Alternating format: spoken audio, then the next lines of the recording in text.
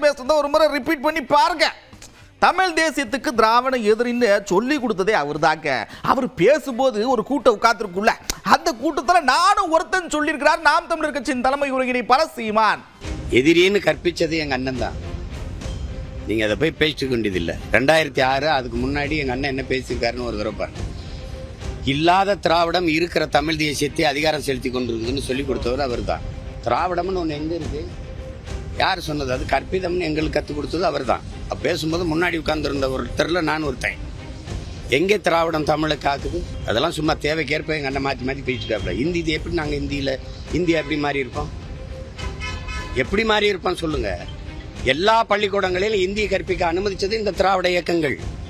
இவங்க நடத்துகிற திமுக நடத்துகிற பள்ளிக்கூடத்தில் இந்தி 2வது மொழியாக இருக்கா இல்லையா? ஆங்கிலம் பயிற்று மொழி, இந்தி பாடமொழியாக இருக்கா இல்லையா? அந்த பள்ளிக்கூடத்தில் தமிழ் பயிற்று மொழி, தமிழ் பாடமொழியா இருக்கா? ஹிந்தி பேசியிருப்போம்னா எப்படி?